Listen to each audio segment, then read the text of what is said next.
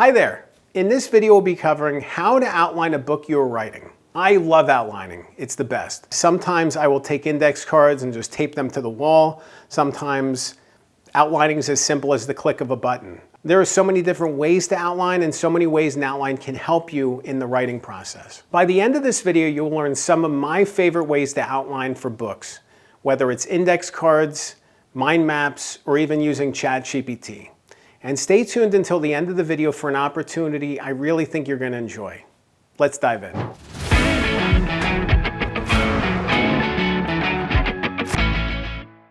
There is no wrong answer and no wrong way to outline. The only way to get it wrong is not to outline. So moving past that, there are so many different ways to outline your book, and we'll cover those in a minute. But before we really dive in, I want to really state something. The only wrong answer here is not outlining, is not to outline and just jump into the writing. When you do that, you're really driving without directions. You're just kind of aimlessly, driving around hoping you find something. Outlining is really a chance to set a direction, set a roadmap for yourself, figure out what is inside and outside of the frame of your book.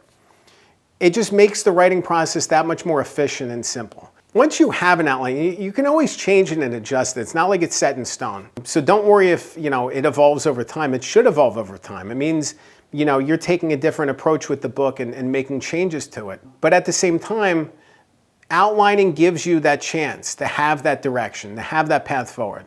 When you're driving a car, you're driving cross country and there's a road closure. What do? If you don't have directions, you have no idea where you're supposed to go. You're stuck, you're lost, now you're sitting in the traffic jam for hours. If you have directions, if you have a path forward, you can figure out how to steer clear of that and avoid it altogether. If you're driving and you have no directions, you're liable to get stuck. You're liable to hit, road closure or traffic, and now you're just sitting, in gridlock for hours. You don't want that. You want to avoid the gridlock. You want to avoid the headaches and the stress and the struggle. And by mapping out your path and figuring out what you're trying to say, it's going to make it that much easier to move forward with the writing process. So now that we covered that, let's talk about some of my favorite outlining tactics. I love using index cards. If I'm stuck on an outline, I will take index cards. I will write one index card per chapter title for each one. I'll put tape on them, and I will literally tape them to the wall. And I'll move them around until they make sense, until they're in the right order. I'll do the same thing with Post-it notes. Either use them on the table and move them around, or I will literally tape them to the wall. And by using that visual clue, by using that visual framework, it gives you the chance to really hold it and feel it and see it like it's there. You can follow this step to this step to this step. It's awesome when you can do that. I love being able to do that. I love unlocking outlines that way. It's so impactful and powerful when you can feel it and it's as strong as possible. Some outlines are really detailed and intricate and tough, especially when you're dealing with multiple narrators, multiple points of view, time jumps. There's so many things that can go wrong, and you really want to map this all out. Another opportunity is to diagram.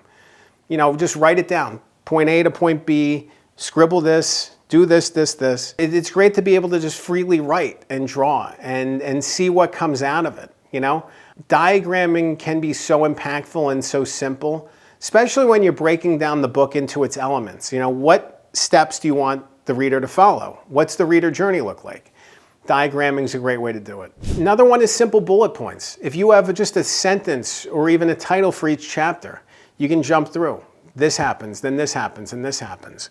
Having those bullet points can go a long way in just unlocking the story. I remember one of the projects I worked on with somebody who had a really interesting story, and our first conversation, he started talking through the entire scope of his book on a 30,000-foot level.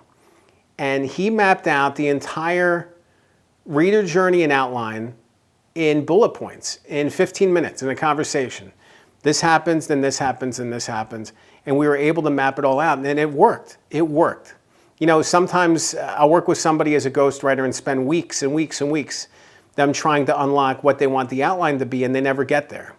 So you really have to have a great understanding of what your story is and what you're trying to say, the more that you understand of your story, the easier outlining is going to be.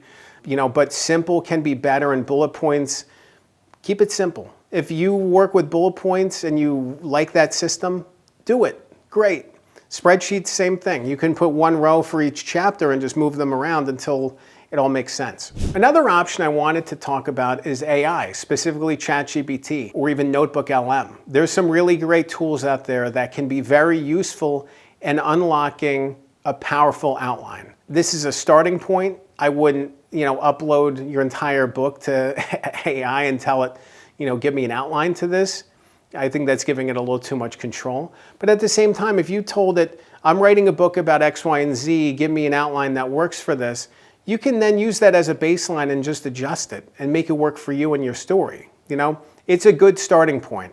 Again, I wouldn't take it as wholesale of, here we go, here's the outline. But at the same time, those tools are very effective for these sorts of things. And I've used Notebook LM and ChatGPT to explore what an outline could look like and then adjust it accordingly. But it's a good starting point, and if you're struggling with an outline, it's a great place. It's a great place to play around, and if you're struggling with your outline, tools like these can be very effective in just helping you unlock it and figure out how to proceed. As with anything in the book process, find what works for you, find what feels natural, and use it.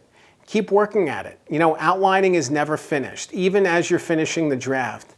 It's great to be able to revisit the outline. What works? What doesn't work? Is there something we could move around and shift? I've had projects I worked on. I've spent years working on books only to come back and say, you know what? This outline needs to be refined. It needs to be updated. There's a better way to tell this story. There's always a better way if you can keep working at it. But once you have an outline, once you have an outline in place, it's a good starting point for this. It makes it a lot easier to make those changes once you have something, once you have that roadmap, once you have those directions, than it is to start from scratch or to write aimlessly and see if you settle on something. Having that outline is going to make the writing and editing processes easier, and it's also going to help you to write the best possible book, which is your ultimate goal. If you want to learn more about how to outline a book you are writing, I definitely think you should check out my accountability course, my Good Book Accountability course. I created it for authors just like you. I have so many tips and insights and lessons from writing and ghostwriting 30 books, and I just want to be able to share those tips and lessons and build a community of authors, that we can all lean on each other and help each other and see each other's successes, So if you're interested in checking out the course, visit my website. It's goodbookmastery.com. You can click the link below. Remember, a good book can change your life.